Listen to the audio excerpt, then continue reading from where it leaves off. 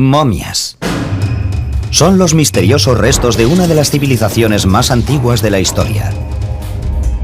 Nos hablan de enormes periodos de tiempo y de secretos envueltos bajo los antiguos sudarios.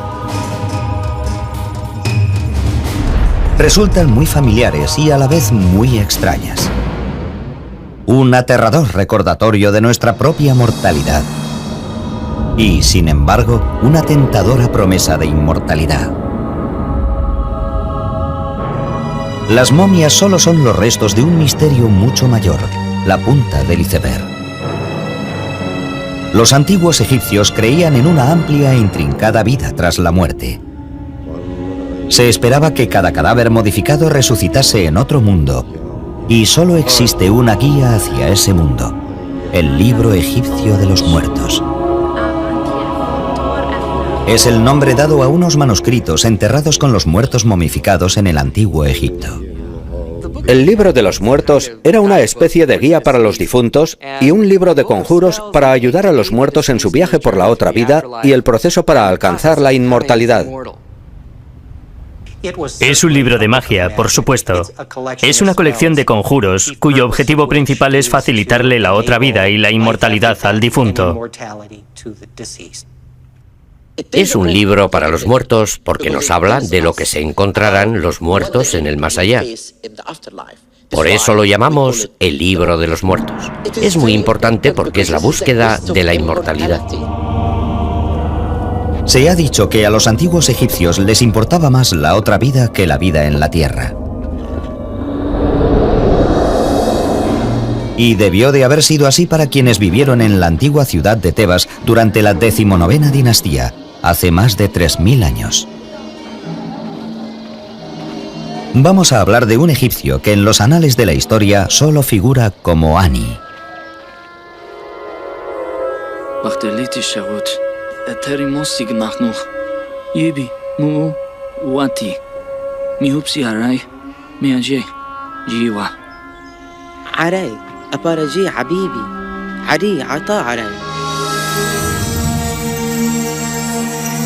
Ani vivió en un periodo álgido de la cultura egipcia conocido como el Reino Nuevo.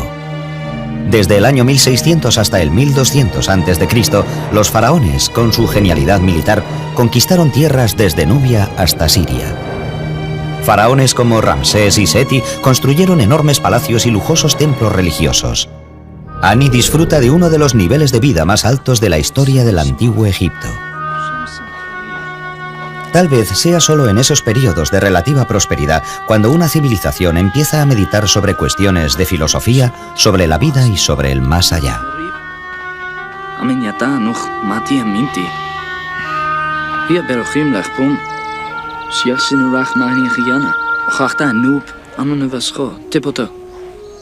El registro histórico nos deja claro que la otra vida debió de haber tenido un gran peso en la mente de Ani.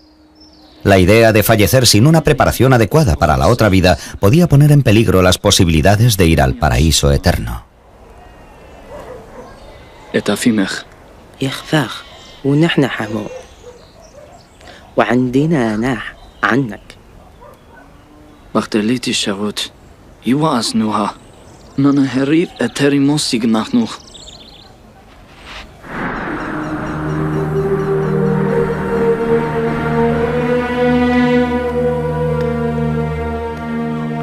La prueba de la obsesión de Ani con el más allá es esta extraordinaria pieza de arte funerario conocida como el manuscrito de Ani. El manuscrito de Ani es por derecho una de las copias más famosas del libro de los muertos debido a la gran calidad del arte. La escritura y en particular las viñetas tan hermosamente pintadas se encuentran entre las más impresionantes. Los arqueólogos han descubierto más de 25.000 copias del libro egipcio de los muertos. Los textos más antiguos datan del año 1500 a.C. y los más recientes del siglo IV de nuestra era. Pero es aquí, en el afamado Museo Británico, en el corazón del Londres del siglo XXI, donde uno puede ver el famoso manuscrito de Ani, el mejor ejemplo de conservación de un libro egipcio de los muertos. Pintado en el año 1250 a.C. aproximadamente, contiene 65 conjuros mágicos y plegarias y más de 150 ilustraciones a color. Esta exquisita obra de arte es uno de los manuscritos más largos descubiertos hasta ahora. Desplegado mide casi 24 metros. Pero el modo en el que el museo se hizo con esta obra maestra está lleno de intriga y de polémica.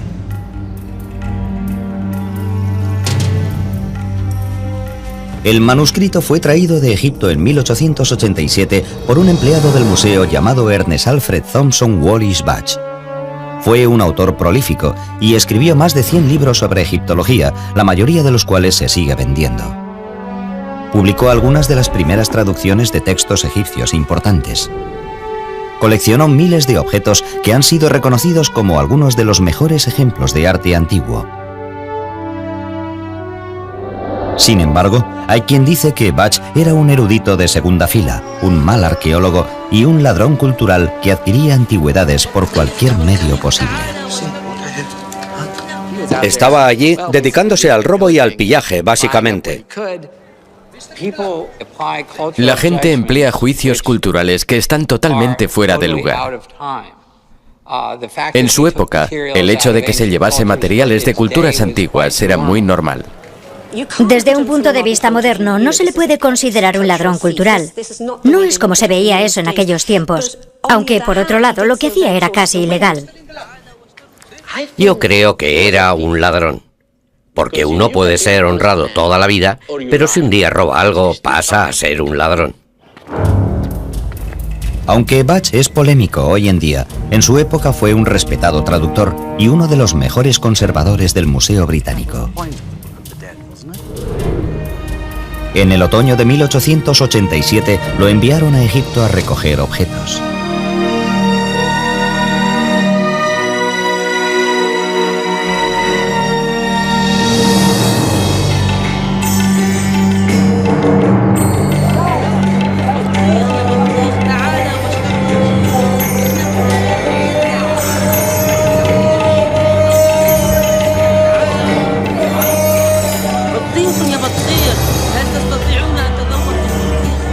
El viaje de Budge a Egipto se hizo en el momento perfecto. Poco después de su llegada comenzaron a surgir noticias sobre artefactos descubiertos recientemente y que él remarca en su autobiografía. Aún no llevaba muchas horas en el Cairo cuando descubrí que todo el mundo hablaba de los descubrimientos realizados en el Alto Egipto y circulaban las historias más increíbles. Rumores de los hallazgos han llegado a todas las grandes ciudades de Europa y en el Cairo había representantes de varios museos continentales haciendo cada uno todo lo posible por llevarse la parte del león. La primera parada de Budge, el Museo Egipcio, para reunirse con un colega egiptólogo. Le sorprende el mal estado de la colección del museo.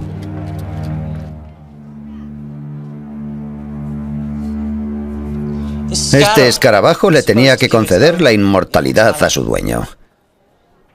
En este lugar sería una suerte que el escarabajo durase 6 meses. Egipto no tiene los recursos que tienen los grandes museos europeos, señor Budge. Pero al menos podrían limpiar el polvo. Al menos podrían evitar que el agua dañase los tesoros. Esperamos que el nuevo director ayude a que todo eso cambie. El famoso Monsieur Grevaux. Supervisando la recuperación y conservación de todos los artefactos egipcios, se encuentra con el nuevo director de antigüedades coloniales, un francés llamado Eugène Grevaux. Monsieur Grevaux arguiría que el Museo Británico no es más que otro ladrón que se lleva la herencia de Egipto clandestinamente. Típico, siendo francés.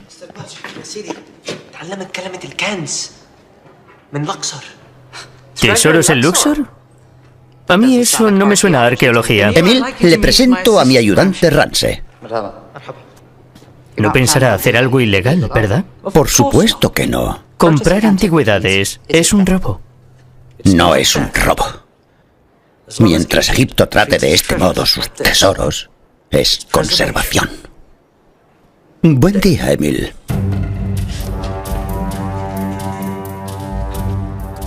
Hoy en día, Ernest Wallis Budge tiene mala reputación. Pero en 1887 le interesaba menos su reputación que llegar al presunto nuevo descubrimiento. Desde su base, en el Cairo, hay 720 kilómetros hasta Luxor siguiendo el Nilo. Bach está decidido a llegar hasta el tesoro antes que otros coleccionistas. Su instinto competitivo le es muy útil, ya que entre los artefactos hay una ventana a otro mundo, a uno que el hombre moderno no ha visto nunca.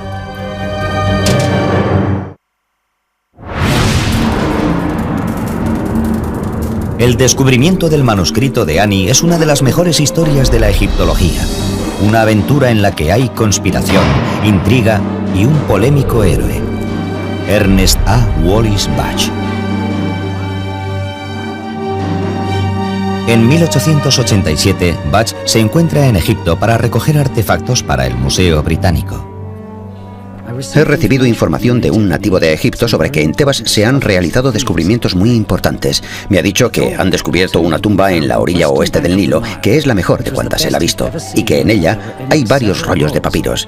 Me ha pedido que vaya allí sin falta y tome posesión de todas aquellas cosas antes de que las autoridades las puedan incautar y meter en la cárcel a sus dueños.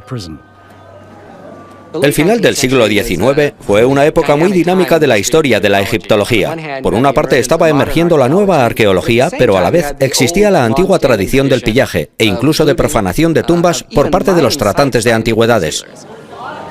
Bach pocas veces extrajo antigüedades de tumbas.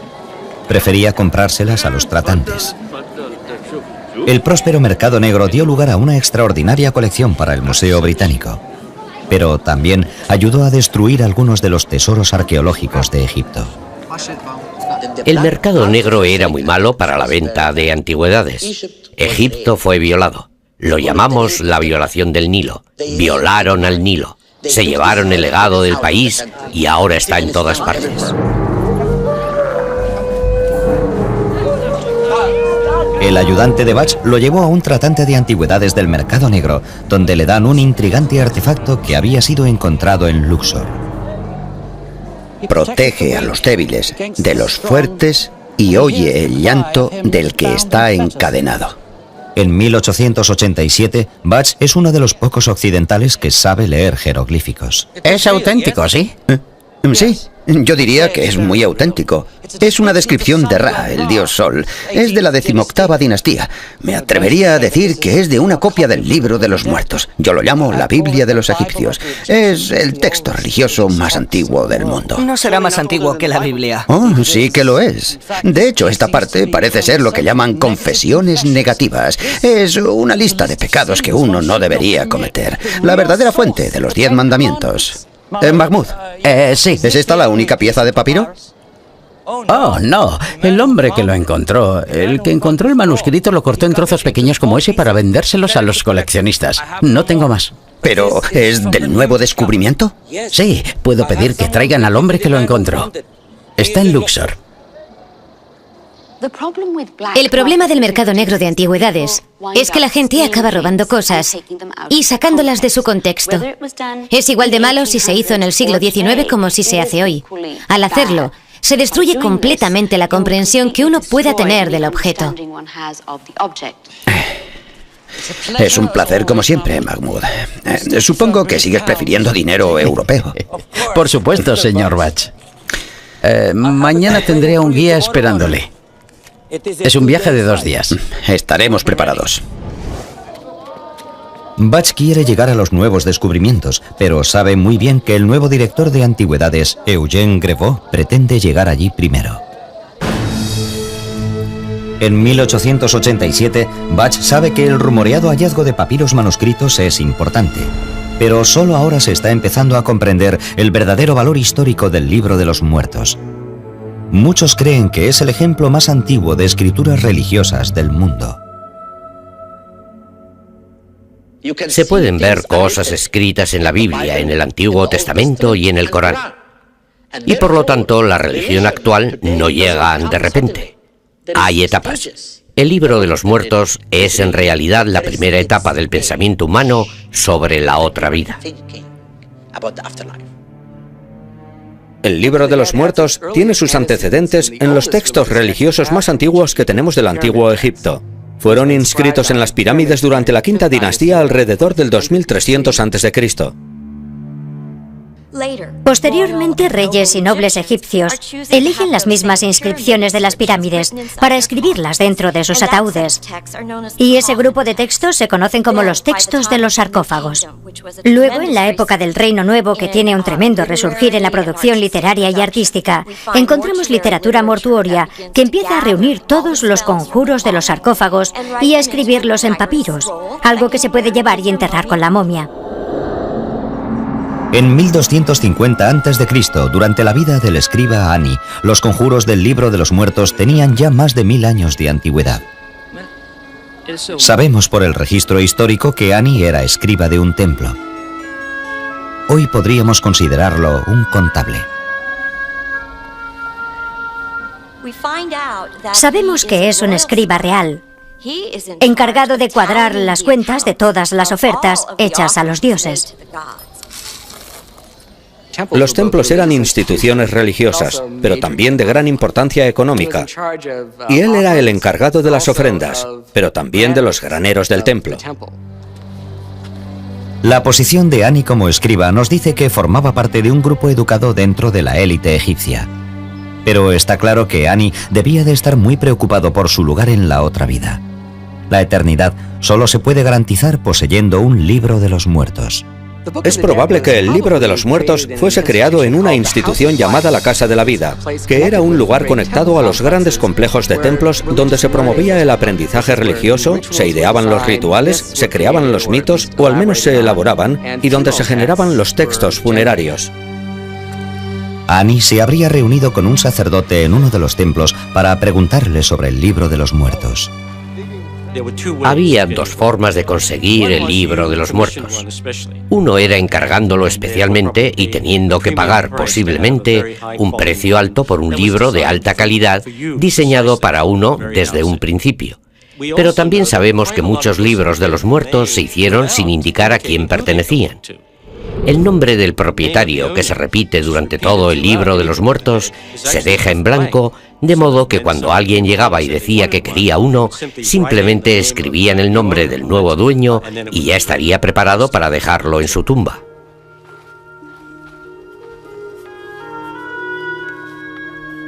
En el Reino Nuevo, los complejos de templos son lugares de culto y de negocios.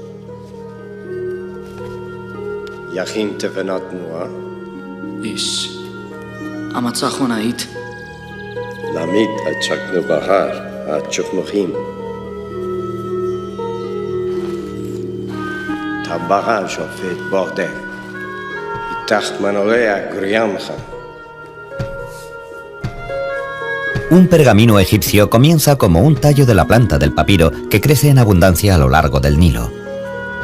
A los tallos se les quita la corteza externa, luego se colocan finas tiras y se golpean hasta convertirlas en láminas. En un clima seco como el de Egipto, el papiro es muy estable y puede durar miles de años sin deterioro alguno. El paso siguiente para crear un libro de los muertos sería escribir los conjuros. La profesión de escriba era una de las más apreciadas en el mundo antiguo.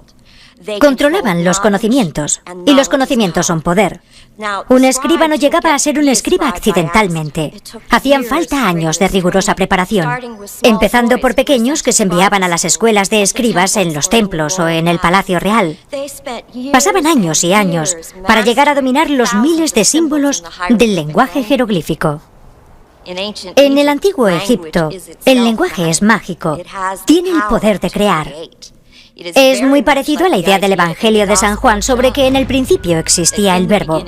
Existe un principio primordial del lenguaje, que, por supuesto, forma parte de lo que es el libro de los muertos. Su objetivo es crear otra vida llena de dicha. La parte final de la creación del libro de los muertos sería pintar las imágenes individuales o viñetas. Se cree que dichas imágenes tenían un poder mágico, el suficiente para determinar el destino de un hombre.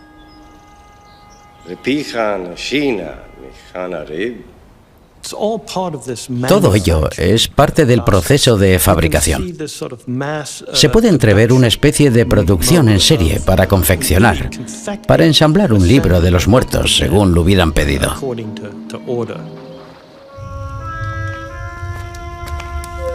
Comprar un libro de los muertos le habría afectado a toda la familia de Annie. Era muy caro. Tal vez el sueldo de medio año para una persona de la posición social de Annie. Los antiguos registros revelan que la esposa de Annie se llamaba Tutu. La pareja debió de haber hablado mucho sobre el libro de los muertos. En el Reino Nuevo, la elección era difícil para una familia: proveer para el presente o para la eternidad.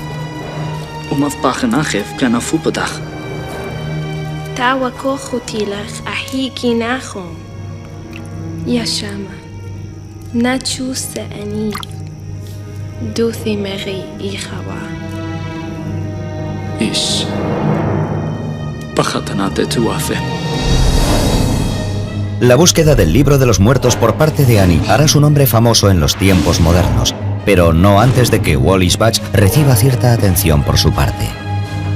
Le aseguro que soy un enemigo muy desagradable.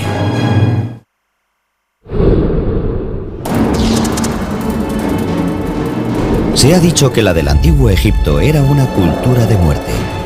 Queda muy poco de la vida cotidiana de los antiguos egipcios, pero sabemos mucho sobre ellos por la gran atención que prestaban a sus tumbas, a sus tesoros, a sus manuscritos e incluso a sus cadáveres momificados.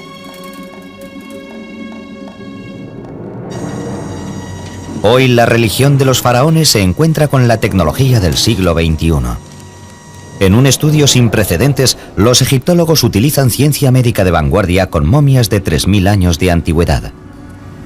La tecnología digital permite que los egiptólogos desenvuelvan a sus momias prácticamente sin dañar sus preciados tesoros.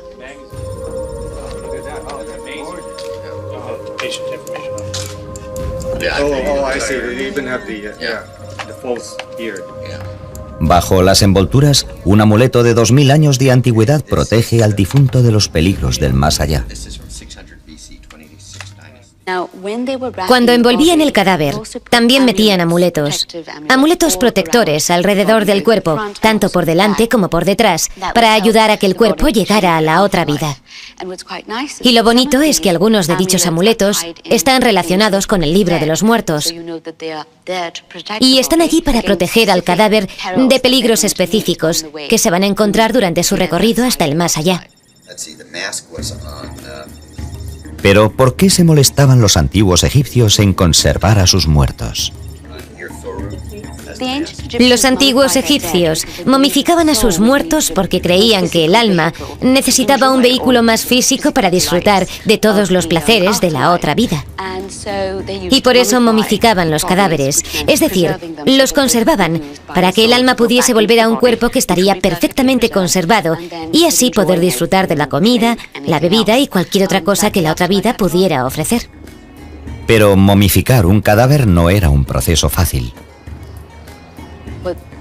Lo que hacían los embalsamadores era retirar todos los órganos internos, los pulmones, el hígado, el estómago y los intestinos. Metían los órganos en vasijas ceremoniales conocidas como vasijas canópicas que luego serían sepultadas con el cadáver. Después se utilizaba un gancho largo para extraer el cerebro por la nariz. Los egipcios no creían que el cerebro fuese un órgano esencial. Se puede ver que el defecto está aquí, por donde entran a través de la nariz, haciendo un orificio en la base del cráneo para extraer el cerebro. Una vez extraído el cerebro, derretían resinas y vertían resina líquida a través de la nariz y movían la cabeza para que el cráneo quedase bañado. Eso se hacía para evitar el crecimiento de bacterias en el cráneo. El corazón era el único órgano que dejaban en el interior del cuerpo. Se consideraba el centro de inteligencia y sentimientos, algo que necesitarían en la otra vida. Lavaban el cadáver, lo secaban utilizando natrón, que es una especie de sal. Lo mezclaban con bicarbonato de sodio y una vez que habían pasado 40 días de disecación, untaban el cadáver con aceites y ungüentos y luego lo envolvían con rituales y una gran ceremonia. Así terminaba la momificación. Después lo enterraban. Pero la momificación solo era el principio de un largo viaje, el viaje del alma del difunto. Y el libro egipcio de los muertos era la única guía hacia una vida de ultratumba.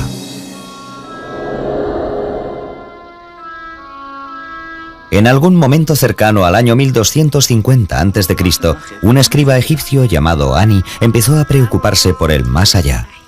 Creía que el libro de los muertos le proporcionaría sosiego.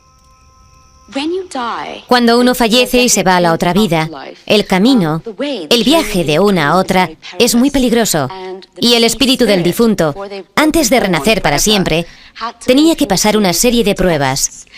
Y el libro de los muertos proporciona respuestas y protección contra los peligros del viaje. Se trata de la búsqueda de la inmortalidad. Sin saber lo que hay en el libro de los muertos, el difunto nunca llegaría a la otra vida. Para los antiguos egipcios lo más importante era la otra vida. El libro de los muertos era caro y la decisión de comprar uno era un proceso difícil y complicado. Había 186 conjuros entre los que elegir, y el manuscrito se producía basándose en las necesidades o en el presupuesto de cada persona. Los sacerdotes del templo ayudaban a cada persona a elegir los conjuros necesarios para la otra vida.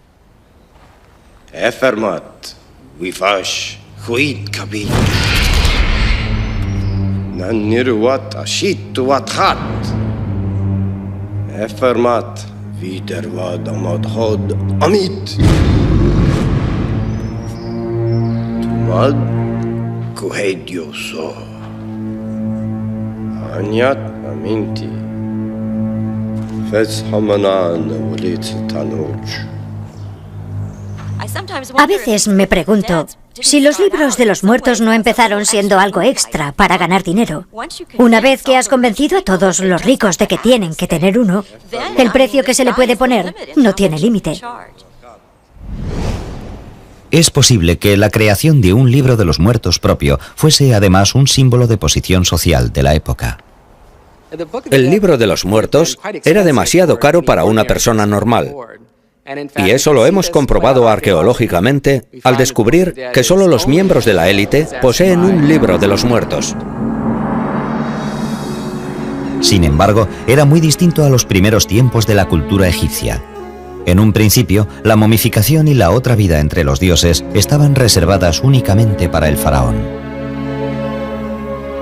Pero en la época de Ani, en el siglo XII a.C., las clases medias e incluso los pobres esperaban tener otra vida tras la muerte y estaban dispuestos a pagar por ella. Demuestra la democratización del más allá, ya que en un principio esos textos estaban reservados para el rey y luego, cuando llegamos al Reino Medio, están disponibles para la alta nobleza. Y cuando llegamos al Reino Nuevo, un grupo mucho mayor tiene acceso a los textos. Pero en el Reino Nuevo, el libro de los muertos se escribía para todos. Se ha encontrado en tumbas privadas, se ha encontrado en tumbas de nobles, se ha encontrado en las tumbas de los artesanos. La propagación de la creencia en la otra vida afectó a algo más que a una emergente clase media. Hay quienes creen que el libro de los muertos afectó a las escrituras judías y cristianas. El cristianismo antiguo le debe mucho al antiguo Egipto por su concepto del cielo. Y es lógico debido a que la mayoría de los seguidores iniciales del cristianismo eran nativos de Egipto. Y cuando se escribían documentos sobre la naturaleza y la esencia del más allá, como esas cosas no estaban escritas en la Biblia en un principio, los antiguos egipcios llenaron los espacios en blanco. La idea de pasar a la otra vida con tus seres queridos en un lugar agradable, en el que puedes hacer lo que quieras, es la misma en el cristianismo y en la religión del antiguo Egipto. Todavía hay quien alega que las imágenes religiosas cristianas tienen una deuda con el libro egipcio de los muertos. Cuando estudiamos la historia del Nuevo Testamento, queda muy claro que, de hecho, la competencia principal para la religión de Jesús era la religión de Isis y de Osiris, y de su hijo, Horus. Muchas de las primeras representaciones de la Virgen María, sentada con el niño Jesús en su regazo, están basadas en estatuas de Isis, en las que Isis sostiene al faraón, su hijo simbólico ahora. Una de las primeras personas en darse cuenta de la relación entre el Libro de los Muertos y la Biblia fue el mismísimo Wallis Budge. Lo cierto es que los egipcios creían en un dios, Osiris, que había vivido en la tierra, había sufrido una muerte cruel y había resucitado de entre los muertos. No hay duda de que ciertas opiniones e ideas religiosas de algunas sectas cristianas pueden proceder de los egipcios directamente. Es interesante ver cómo las creencias éticas y religiosas de los pueblos, sin importar su procedencia ni en qué siglo fueran escritas, todas tienen muchas cosas en común.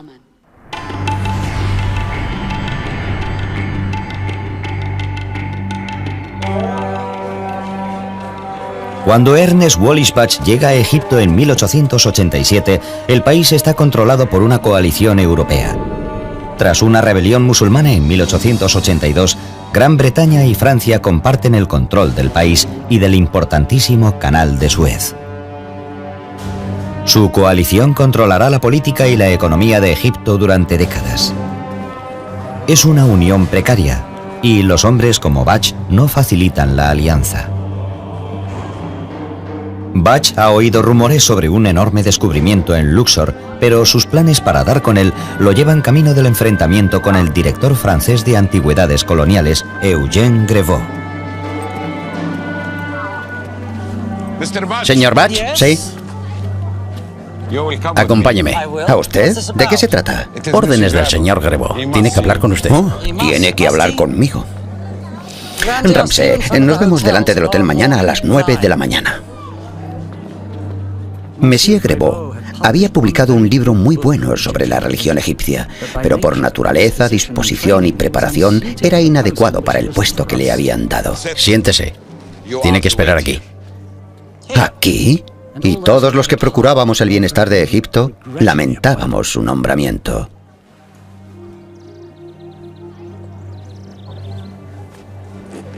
Disculpe el subterfugio, señor Budge. Me pareció impropio que vieran en público al director del Museo Egipcio con un hombre de su reputación. Oh, Monsieur Grevaux, supongo. Mi reputación y la de mi museo se encuentran entre mis honores más preciados. ¿Le apetece un té?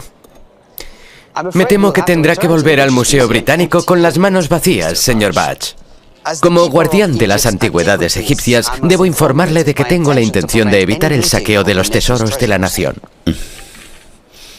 Monsieur Grevaux, la meta del Museo Británico es la conservación del legado del mundo.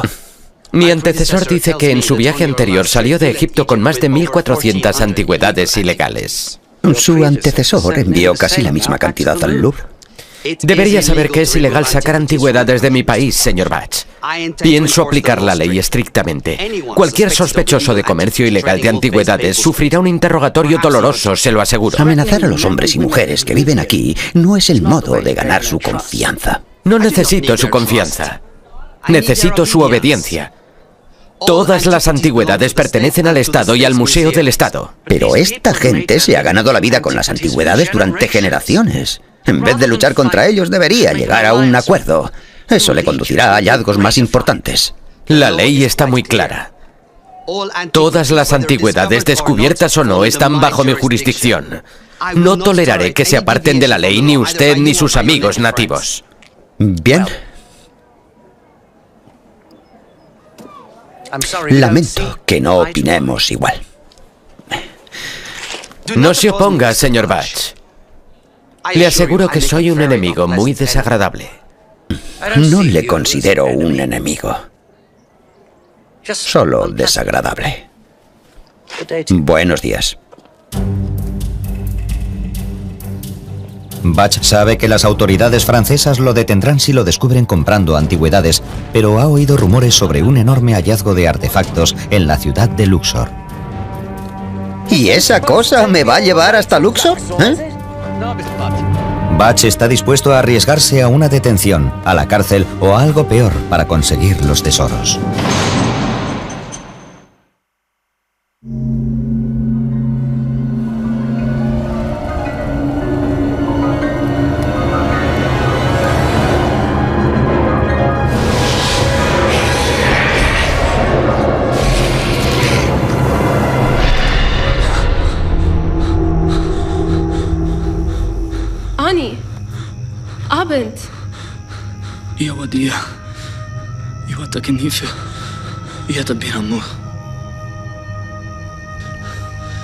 Si un egipcio se quiere asegurar la vida eterna, solo tiene una solución: el libro de los muertos.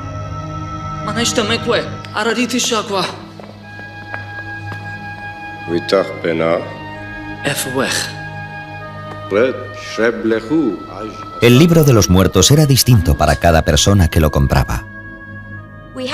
Tenemos hasta 189 capítulos que podrían estar en el libro de los muertos. De hecho, casi nunca se da el caso de que tengamos los 189. Y creemos que los escribas basaban su teología en las preferencias de sus clientes. Tenían mucha libertad de acción en cuanto a la composición del libro de los muertos. Un conjuro o un ensalmo mágico es dicho con el propósito de ayudar al difunto a alcanzar la vida eterna o la inmortalidad tras la muerte. Los conjuros incluidos en el libro de los muertos contenían protecciones contra los demonios que podían atacar al difunto. Incluso hay uno para evitar que fallezca una segunda vez. Los egipcios se enfrentaban a duros trabajos físicos en el más allá, ya que tenían que arar y cultivar los campos de los dioses.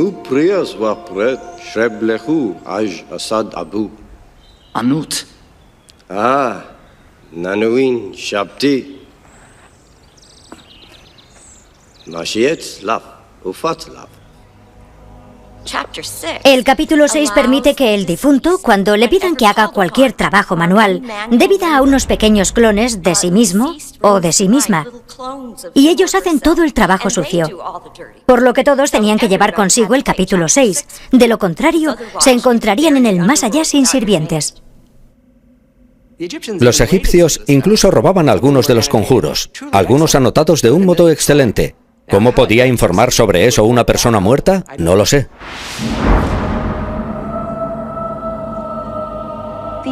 Los egipcios creían que el corazón era el órgano más importante que uno poseía y que era donde vivía el alma. Creían que allí estaba su esencia. Creían que todo procedía de allí. Y por eso dejaban el corazón en el cuerpo, ya que creían que era necesario como parte del proceso para llegar a la otra vida. Un órgano tan importante necesitaba protección extra, y esa protección llegaba en la forma del escarabajo del corazón. El escarabajo del corazón es una representación de un escarabajo. El motivo por el que es un escarabajo es que en Egipto el escarabajo simbolizaba el sol naciente, un escarabajo alado elevándose sobre el horizonte, por lo que el escarabajo del corazón estaba asociado a la idea del sol naciente. El sol naciente era el símbolo de la resurrección de los egipcios muertos. El escarabajo llevaba inscrito en su embés uno de los conjuros del libro de los muertos, que básicamente explica por qué uno no mintió, no robó, no engañó y era de buen corazón. Así estaba justificado. El escarabajo del corazón era un poco como un informe para el difunto. Les preocupaba mucho que el corazón pudiera revelar ciertas cosas que habían hecho mientras estaban vivos y que podrían dañar sus posibilidades de llegar a la otra vida.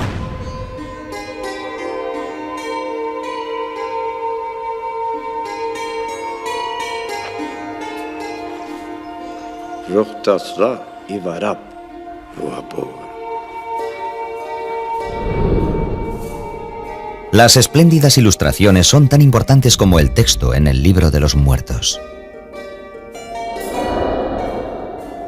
Las ilustraciones del libro de los muertos le dan un poco más de fuerza a los conjuros existentes. Por ejemplo, el conjuro contra el escarabajo demonio, que le podía devorar a uno, tenía una gran representación, y eso le daba una fuerza mágica al conjuro, ayudándole al difunto a vencerle. La creación del manuscrito de Ani pudo llevar meses o incluso más de un año.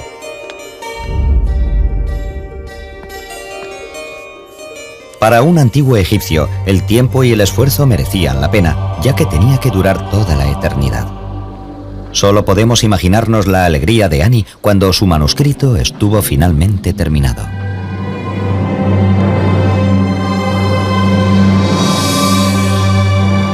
Hay muchos manuscritos del antiguo Egipto, pero hay muy pocos que tengan la elaboración y el esplendor artístico del manuscrito de Ani.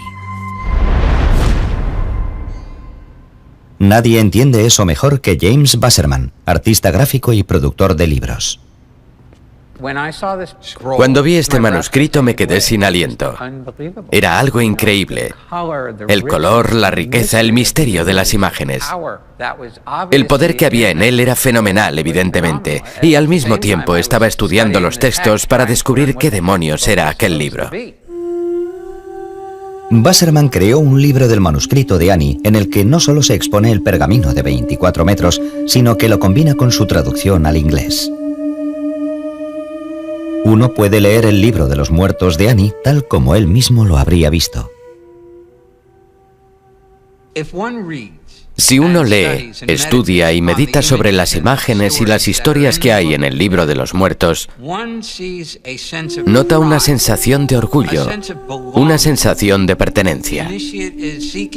El iniciado pretende aprender y perseverar por medio de pruebas de su carácter moral. Aquí vemos a Ani y a Tutu acercándose a la escena más dramática de todo el papiro, donde el corazón de Ani será puesto en la balanza y sopesado contra la pluma de la verdad de la diosa Maat. Si su corazón es demasiado pesado, será devorado inmediatamente por este monstruo, Amit.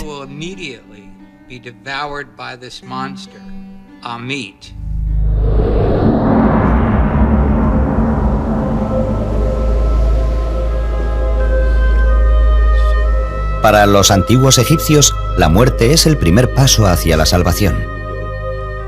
Cuando falleció la esposa de Ani, el manuscrito no fue puesto en su tumba, pero la guiaría a ella también. Un solo rollo servía para unir a una pareja en el campo de juncos.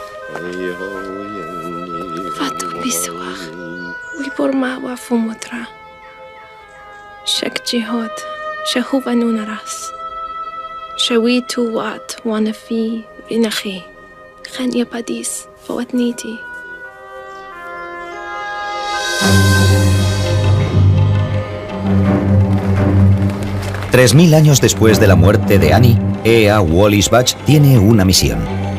Le han hablado de un rumoreado tesoro en Luxor, el nombre moderno de la antigua ciudad de Tebas. Budge quiere ser el primero en llegar. Gracias, caballeros. Habrá una recompensa mayor cuando regrese. Gracias. Pero la búsqueda de Budge va a ser interrumpida. Señor Budge. ¿Usted de nuevo? ¿De qué se trata esta vez? Queda detenido.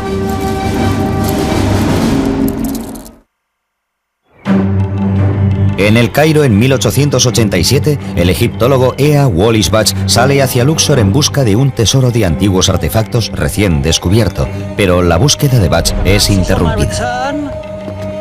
Señor Budge. ¿Usted de nuevo? ¿De qué se trata esta vez? Queda detenido. Por orden de Eugene Grevaux, el nuevo y celoso guardián de antigüedades egipcias que se dirige a Luxor.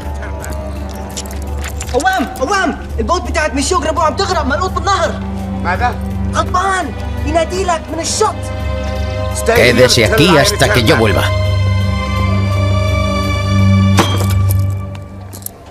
Ramsey había descubierto que Monsieur Grevaux partía hacia Luxor aquella misma mañana y le dijo al capitán de su barcaza que si encallaba, Budge le daría 70 euros. Sí, y se los daré. Buen trabajo, Ramsey. Budge ya era conocido por sus engaños y los eruditos aún hoy siguen debatiendo sus cuestionables métodos de recolección. Uno de los problemas de Budge es que no era arqueólogo. No le preocupaban los detalles ni las normas en una época en la que uno podía comprar casi todo lo que quería, por lo que sus métodos de recolección no se consideran muy éticos.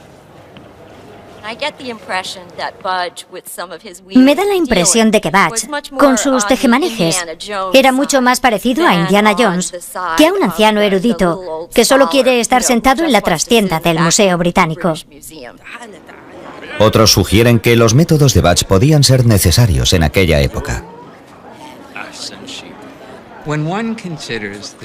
Si tenemos en cuenta el número de antigüedades que se perdieron, se destruyeron, se robaron, tenemos que darle las gracias a un granuja como Butch por tener los medios para sobornar a los funcionarios y recurrir a aquellos subterfugios, porque conservó aquellas cosas. Utilizó su influencia y su erudición en aquella época. Utilizó su presencia y su amistad con egiptólogos extranjeros en Egipto para robar muchas antigüedades, sacarlas del país y llevarlas al Museo Británico. Eso fue injusto. Finalmente, Butch parte hacia Luxor, todavía un paso por delante de su némesis, Grevaux. Se dice que en el tesoro que busca hay varias partes de un libro egipcio de los muertos.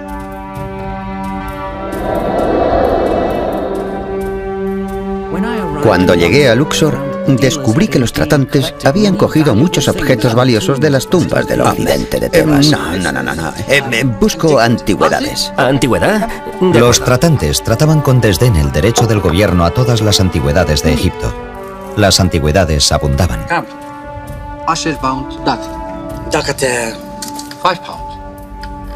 Pero el dinero no.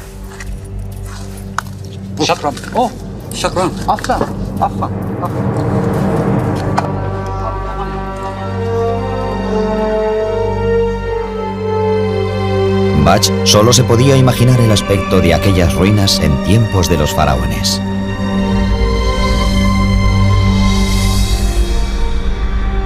Unos 3000 años antes, cuando Luxor era conocido como Tebas, un escriba llamado Ani encargó su propio libro de los muertos, que le costó el salario de medio año. No tardará en ponerse a prueba su valor para él en la otra vida.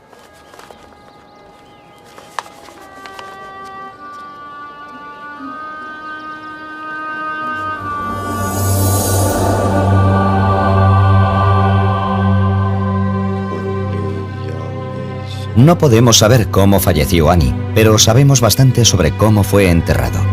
Como escriba real, Ani formaba parte de la élite. Su enterramiento habría sido elaborado y caro.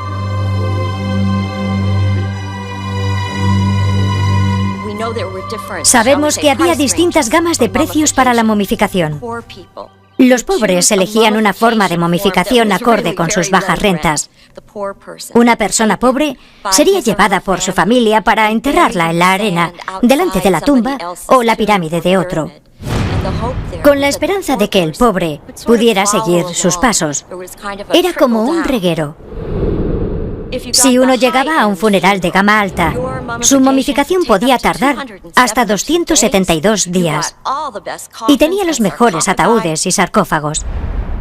Tras la momificación, el difunto era colocado en un trineo con forma de barco arrastrado por bueyes y era llevado a su tumba, en uno de los grandes cementerios que salpicaban la orilla oeste del Nilo.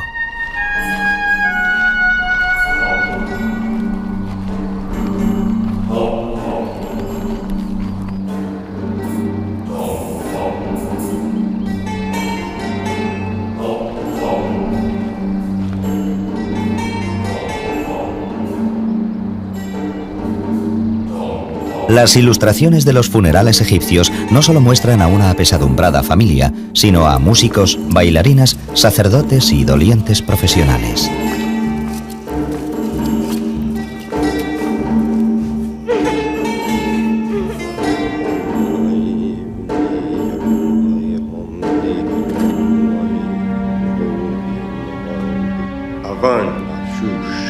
El rito funerario final de una momia era la colocación del libro de los muertos. Ahora el difunto tiene todo lo necesario para su viaje hacia un nuevo y misterioso mundo.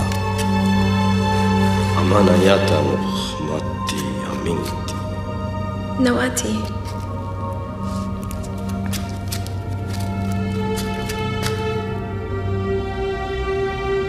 بشف عثور ونشويتي شات عن بخيس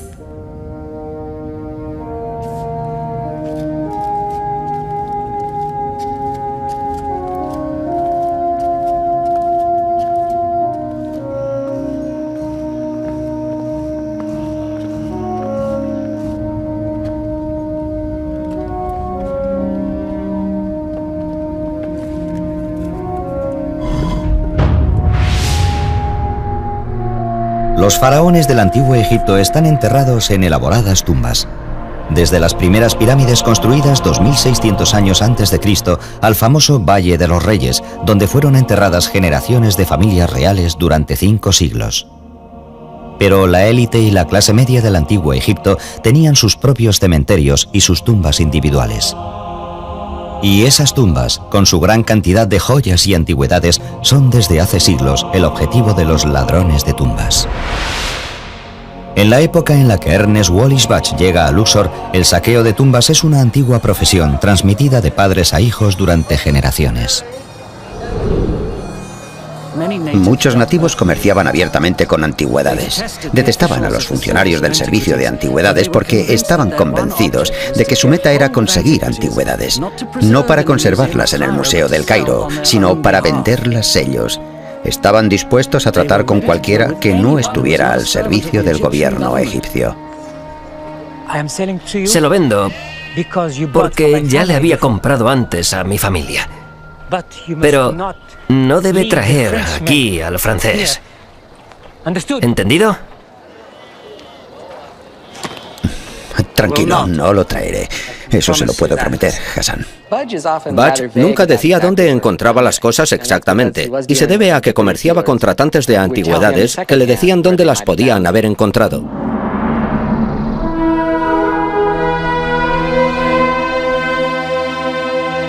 Es muy probable que llevasen a Budge a Kerna, en la orilla oeste del Nilo, muy cerca del Valle de los Reyes.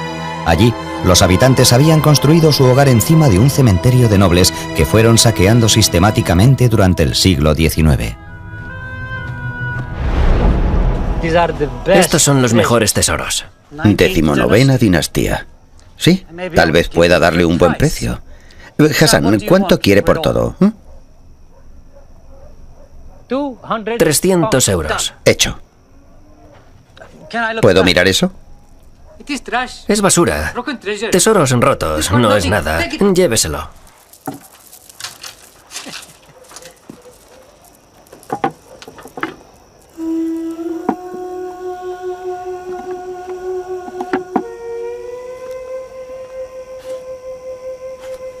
¡Oh, Dios mío! El sello está intacto. Caballeros, creo que estamos viendo un documento que no ha sido tocado desde hace 30 siglos. Oh. Aquí dice, salve, Ra, creador de los dioses. Ramsey, lo que estamos viendo es un libro egipcio de los muertos intacto, inmaculado, hecho para Ani, escriba del faraón.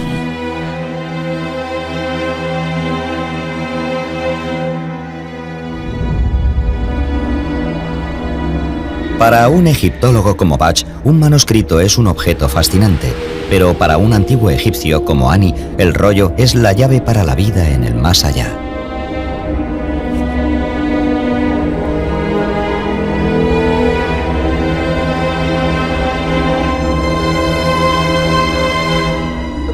Los egipcios creían que la otra vida era un lugar peligroso, y es probable que simbolizara la crisis de la muerte. Para los egipcios que amaban la vida, la muerte era un desgarrón en el tejido de la sociedad. Para los antiguos egipcios, la muerte es solo el principio de un viaje plagado de peligros.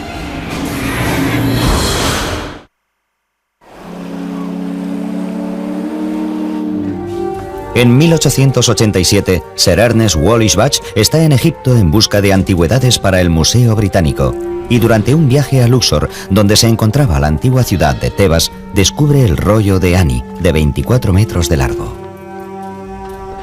Lo que estamos viendo es un libro egipcio de los muertos intacto, inmaculado, hecho para Ani.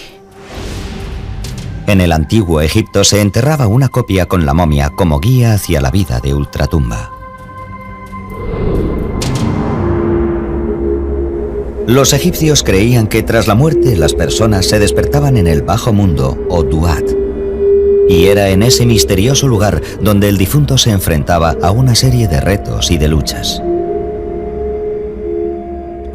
El mayor reto era superar y no ser derrotado por las fuerzas demoníacas que vivían en la otra vida y que amenazaban tanto a los dioses del bajo mundo como a los propios difuntos.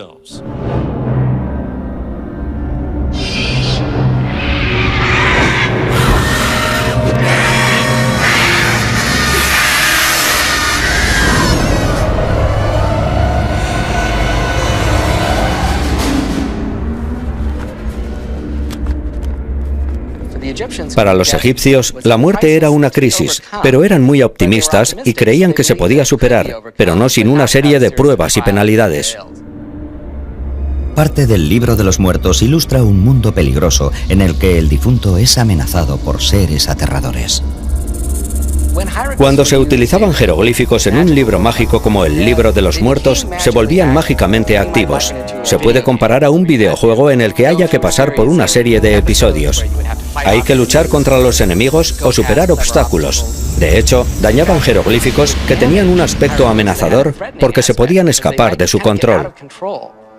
Por ejemplo, uno de los jeroglíficos más comunes tiene forma de víbora cornuda, una de las serpientes más mortíferas del mundo.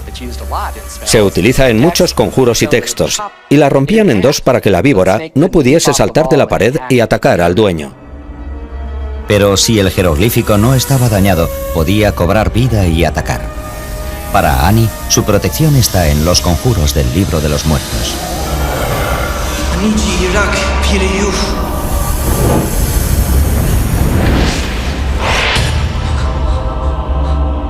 Pero en la otra vida egipcia también hay aliados. Basándonos en textos como el Libro de los Muertos, creemos que los difuntos eran recibidos inmediatamente por el dios Anubis, que también era conocido como abridor de caminos y guía para los muertos a través de la otra vida.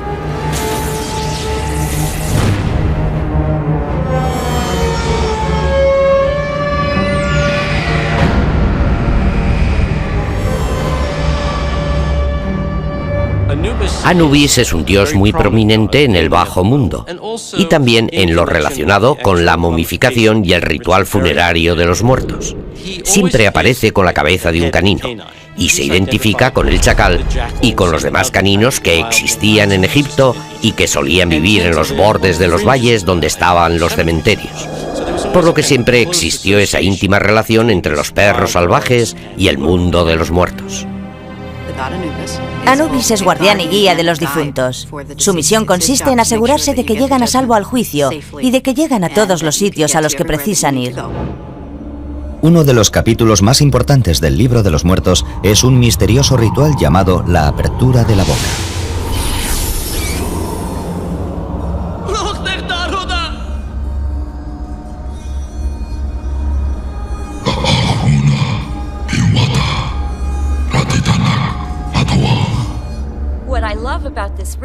Lo que me encanta de este ritual es que no solo les abrían la boca simbólicamente, sino también los ojos y los oídos, que es en realidad una afirmación filosófica.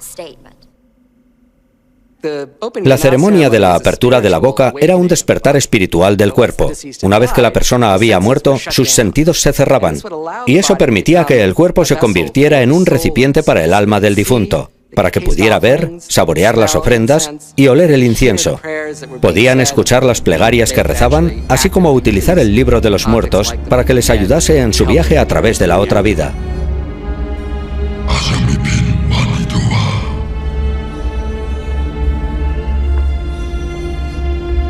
El muerto tenía una meta a la que llegar en el bajo mundo, llegar al campo de juncos o campo de las ofrendas, un lugar de dicha en el que podía vivir toda la eternidad. Pero llegar al campo de las ofrendas es un viaje largo y difícil, plagado de amenazas. Cualquiera de ellas puede poner en peligro la posibilidad de que Annie llegue al paraíso. En 1887, Ernest Wallis Budge está en Luxor y solo un paso por delante de las autoridades egipcias y francesas. Está claro que sus poco ortodoxos métodos dan resultados, pero le crean poderosos enemigos.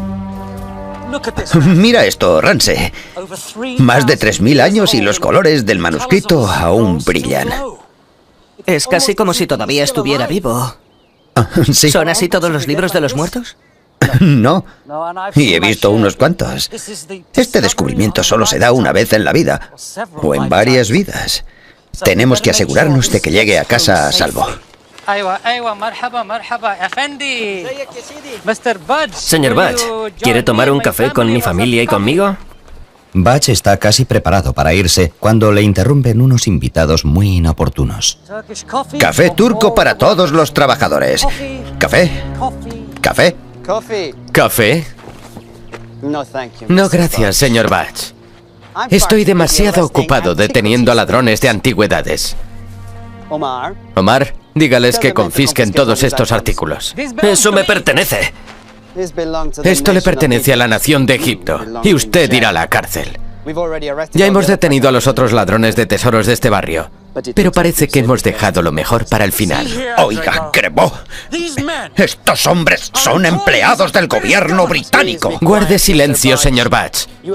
Me ha dejado en ridículo una vez, pero no volverá a repetirse. Asegúrese de que la caravana esté cargada por la mañana y lista para salir hacia el Cairo.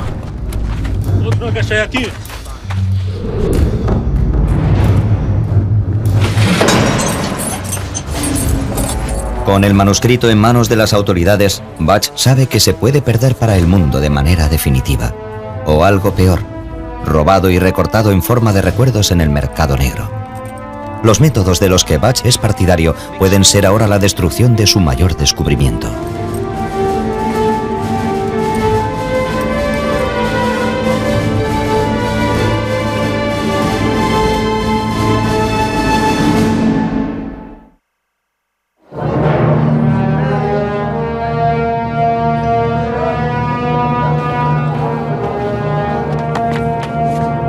En 1887, Ernest Wallis Budge descubre el magnífico manuscrito de Annie, que solo sirvió para que las autoridades se lo confisquen y lo metan a él en la cárcel.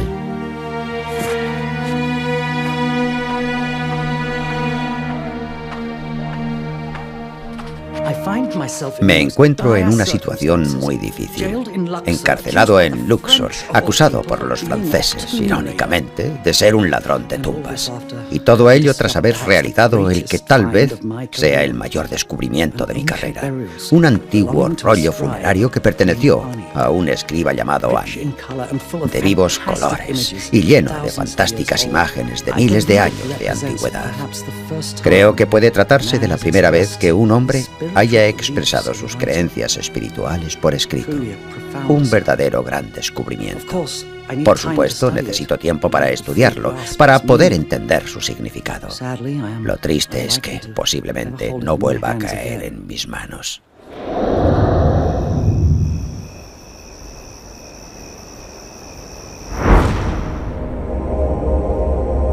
Para Annie, su libro de los muertos es ahora un mapa de carreteras hacia la sala del juicio, donde los dioses determinarán si merece vivir eternamente en el campo de juncos. Pero llegar allí puede ser peligroso. Los conjuros incluidos en el libro de los muertos contenían protección contra los demonios que podían atacar a los difuntos.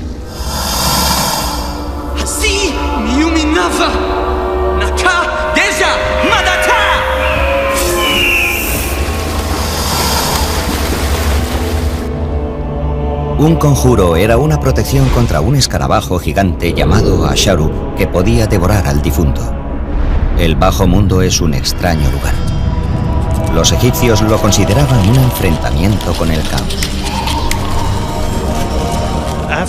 Tras la creación se creó una isla de orden justo. Pero una gran parte del universo sigue sin crear y en estado caótico. Y por lo tanto, irracional.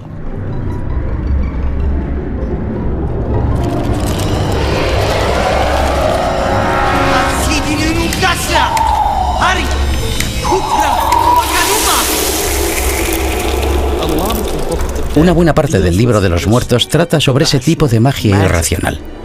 De luchar contra fuerzas irracionales con medios irracionales.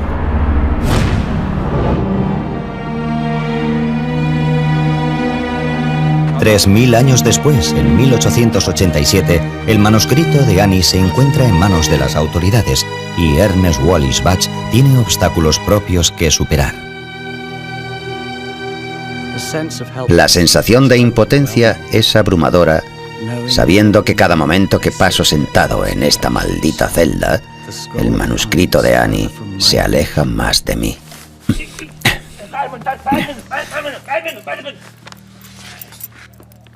بادج الإنجليزي وحسام السارق أنتما حران انطلقا من هنا انطلقا راح ما راح ليش هذه قرزارفة أنا ما شفتك بخشيش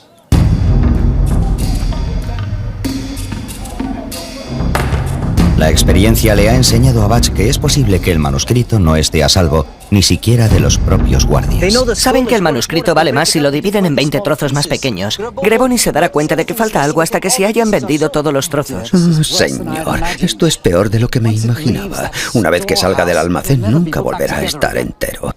¿Alguna idea? Me he dado cuenta de algo. Ese hotel. El almacén está construido contra su pared. La reputación de Bach siempre ha estado en entredicho.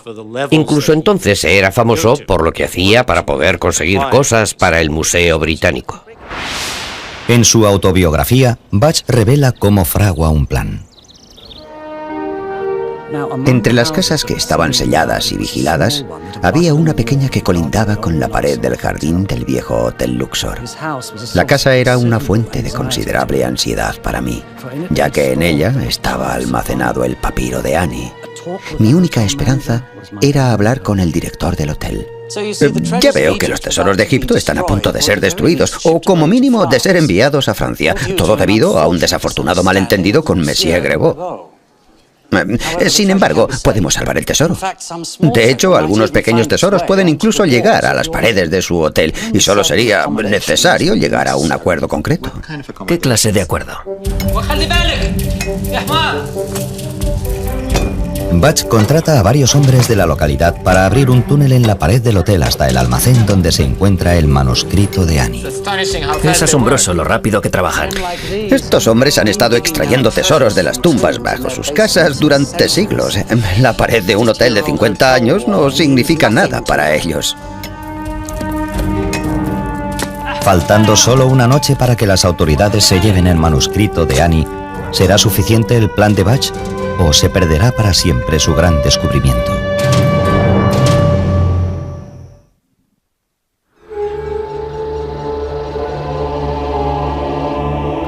En el antiguo Egipto, la vida no se termina con la muerte.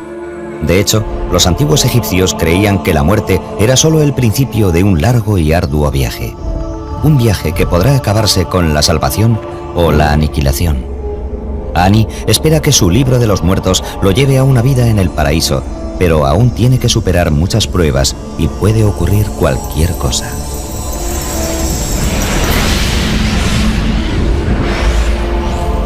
Si el alma errante sigue las indicaciones del manuscrito, con el tiempo consigue llegar a un reto final en la sala del juicio. Aquí se debe encarar a 42 dioses ante 42 pruebas distintas. Delante de cada dios debe negar haber cometido un pecado concreto. Es uno de los mayores retos de la otra vida.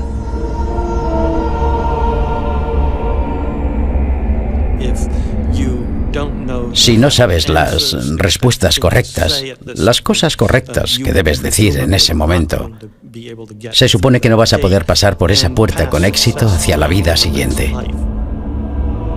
Los 42 mandamientos que Annie debe negar haber incumplido se conocen como la confesión negativa. Es una letanía de cosas que el difunto no hizo. Por lo que dice, no he asesinado a nadie, no he robado nada, no tuve una aventura con la mujer de otro, no hice esto, ni aquello, ni lo otro. Es muy informativa y reveladora sobre las cosas que probablemente hicieron muchos egipcios.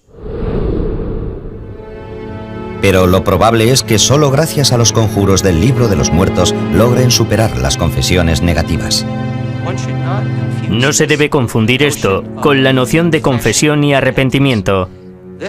Se trata realmente de un ensalmo mágico para borrar todo lo que uno pudiera haber hecho en la tierra. Un dato interesante es que la mayoría de los 10 mandamientos se puede encontrar en las confesiones negativas. ¿Podrían haberse copiado los 10 mandamientos escritos varios siglos después del libro de los muertos, de la confesión negativa? En el libro de los muertos no hay nada que diga que solo hay un Dios. No hay nada que diga que se debe venerar a un solo Dios. Sin embargo, casi todos los 10 mandamientos, las cosas que prohíben los 10 mandamientos, aparecen en el libro de los muertos. Egipto fue el hogar de Moisés. Es fácil ver los distintos modos en los que el libro de los muertos y la cultura egipcia han influido en la Biblia. Tanto si las confesiones negativas son el origen de los 10 mandamientos como si no lo son, los egipcios creían que una persona debía haber llevado una buena vida. Hay muchos dioses que dirían, ¿qué hiciste? Es casi igual que hacer un examen. Le harían distintas preguntas al difunto para saber si había hecho algo malo. Tienes que abrir todas las puertas. Y no es fácil pasar por esas puertas. Estaban guardadas, con grandes escorpiones. Y tienes que responder a las preguntas o te comen. Annie se encara a cada dios detallado en el libro de los muertos. Dioses con nombres aterradores como engullidor de espíritus y quebrantahuesos. Awasif. Pira Miana. Anish Anata.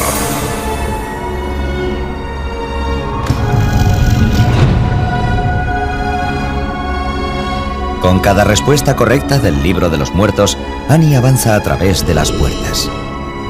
Solo después de la puerta final se encontrará el alma de Annie con el dios Horus, el hijo de Isis y Osiris de cabeza de halcón, que acompañará a Annie a su examen final en la sala del juicio.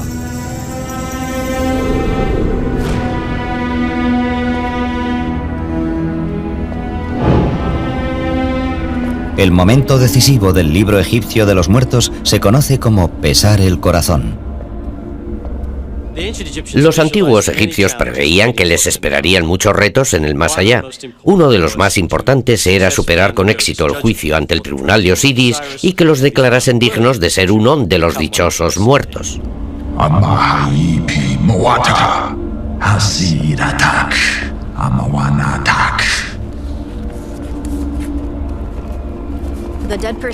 El corazón de la persona muerta es el símbolo de su inteligencia, de sus emociones e incluso de su mente. En el corazón es donde estaba tu esencia y donde estaban tus buenas y tus malas acciones. El difunto debe entregar a Horus su amuleto en forma de escarabajo para que lo sopesen contra una sola pluma de la diosa Maat.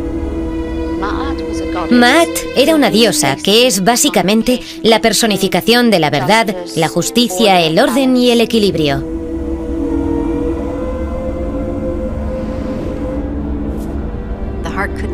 El corazón no podía pesar más que la verdad, pero tampoco podía pesar menos. Tenía que pesar lo mismo. Lo interesante es que esas frases todavía existen en nuestro lenguaje y se oye decir que alguien tiene el corazón pesado o el corazón ligero. Ningún difunto se quería ver atrapado confiando solo en la pureza de su corazón. Por eso el libro de los muertos, con los conjuros apropiados, supone la diferencia. Te ayuda a pasar por los pelos. Pero existe la posibilidad de que no pases la prueba. Y si no utilizas bien los conjuros del libro de los muertos, serás arrojado al monstruo Amit, el devorador de almas, el devorador de muertos. La misión de aquel ser monstruoso, una combinación de cocodrilo, león, hipopótamo y otros animales feroces, era devorar instantáneamente a cualquier persona muerta declarada culpable en la sala del juicio. Si Ammit te come el corazón, dejas de existir. Para los antiguos egipcios eso era lo más aterrador. No era un castigo, era no poder existir en absoluto. El escarabajo de piedra que representa el corazón del difunto tiene que pasar ahora a la prueba final. Una prueba de eternidad u olvido.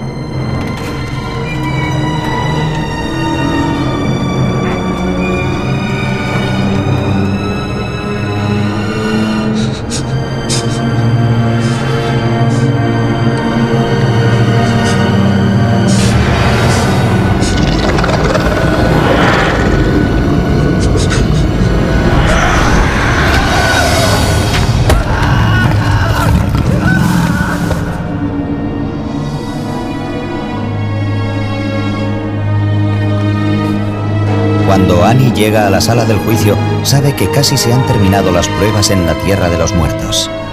A Annie solo le queda una prueba, la que determinará su destino para toda la eternidad.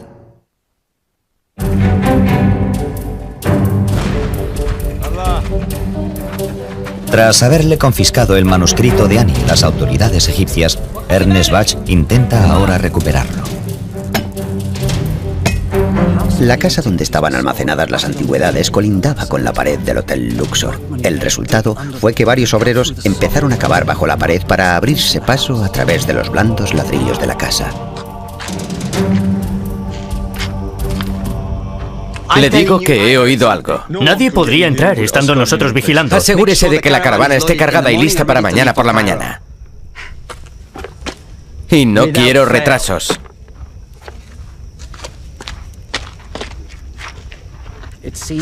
Parecía imprudente confiar demasiado en el silencio de nuestras operaciones y por lo tanto decidimos dar al policía y a los soldados una cena, ya que estaban hambrientos y sedientos.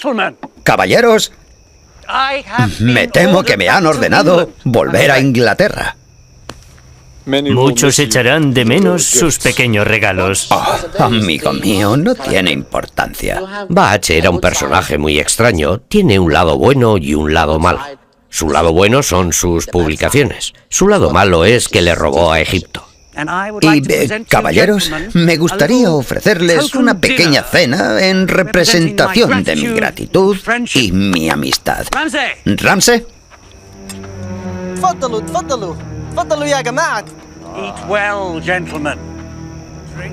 Bach sabe que si lo sorprenden será el fin de su carrera y pasará muchos años en una prisión egipcia. Pero cree que vale la pena arriesgarse para recuperar tan inestimable obra maestra.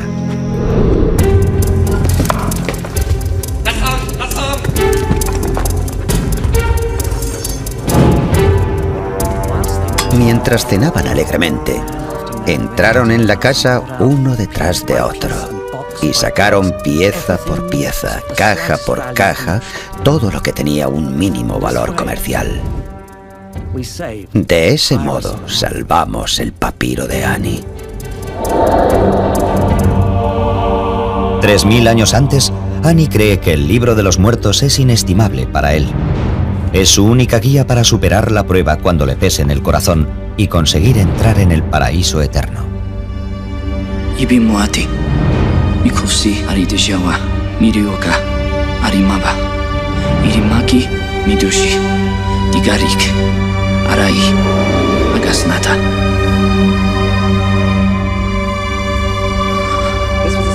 Era un conjuro que le decía al corazón literalmente que no le delatase.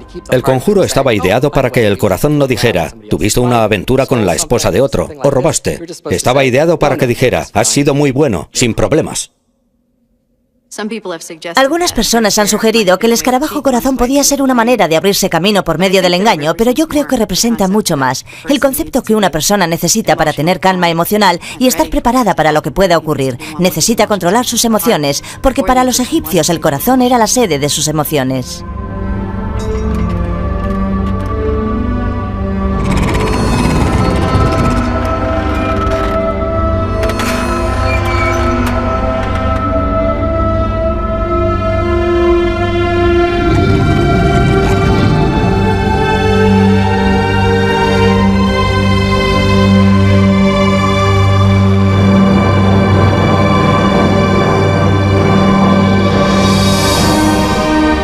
rollo de Annie ayuda a su dueño a superar finalmente la prueba del corazón en la gran sala del juicio.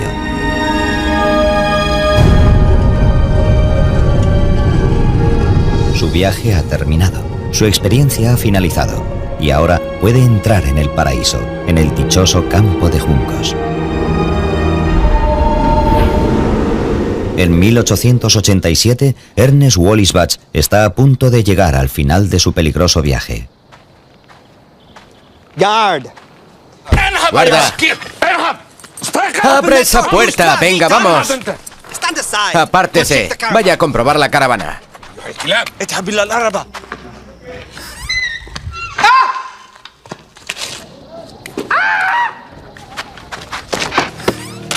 ¡Ha desaparecido! ¡Ha desaparecido todo! Al amanecer, Budge y sus tesoros se encuentran ya en una barcaza que se dirige a El Cairo y finalmente a Londres. En diciembre de 1887, Sir Ernest Wallis Budge ha regresado ya al Museo Británico. Con él está el papiro completo de Annie. Por primera vez, quienes visiten el museo podrán ver todo el libro de los muertos. Aunque lo que le haría Budge es tan polémico como él mismo. Cuando llegó al Museo Británico, lo cortó en secciones con las que podía trabajar. Ordenó que lo pegaran sobre tableros de madera para que pudiera ser traducido. Desde un punto de vista tecnológico, uno casi podría perdonárselo. Pero por otra parte, destruyó la integridad del papiro para siempre. Budge pasa el resto de su vida en el Museo Británico como conservador de antigüedades egipcias. La mayor parte de sus 14 libros todavía se publican, aunque incluso estos causan polémica. Escribió muchos libros populares, pero rápidamente y sin mucho cuidado, y de hecho, sus traducciones ya estaban desfasadas cuando fueron publicadas en la década de 1890. Budge tiene una reputación mixta entre los egiptólogos. Produjo mucho, pero su erudición no siempre fue considerada sólida. Y su ética de colección dejaba mucho que desear, desde luego. Yo hoy en día todavía leo sus libros. Sus libros son muy importantes. Creo que lo único malo de Budge fue que robó antigüedades. De no ser por la gran cantidad de material que publicó, aunque tuviese defectos, no existiría el interés por la egiptología y las culturas antiguas que existe hoy.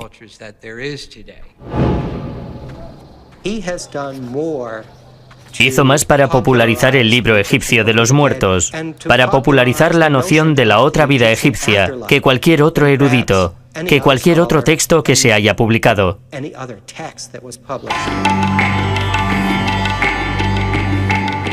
Tanto si Budge fue un erudito, un aventurero o incluso un ladrón, está claro que el manuscrito de Annie es su mayor aportación al mundo de la egiptología. Jamás realizó un hallazgo mayor y nadie ha descubierto otros rollos tan artísticos ni tan completos como el libro de los muertos de Annie. Me pregunto qué pensaría de todo este joven de la imagen. No lo sé. Supongo que no le importaría.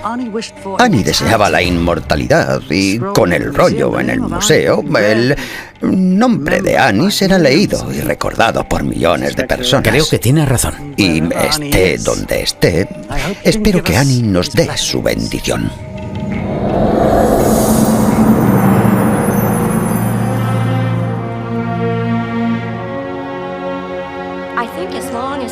Creo que mientras los humanos tengamos preguntas sobre el significado de la vida y de la muerte, el libro de los muertos va a seguir teniendo bastante relevancia. Los antiguos egipcios escribieron ese libro no porque ansiaran la muerte, sino porque adoraban la vida y querían que continuase. El libro de los muertos imagina que el lugar de mayor dicha en el que podemos estar es aquí, en la tierra.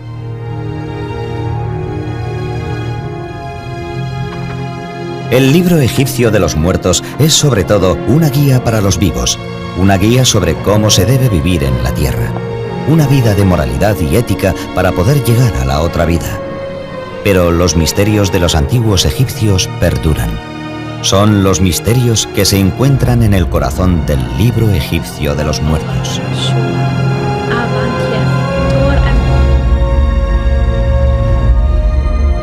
Y esos misterios de vida, de muerte y del más allá perduran eternamente.